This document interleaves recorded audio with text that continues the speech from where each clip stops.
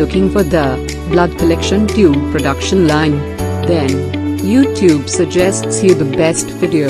This is semi-automatic blood collection tube production line with the speed of 18,000 per hour. Rubber cap assembly machine. Speed 15,000 per hour. If you have any requirement, contact us on WhatsApp or Gmail.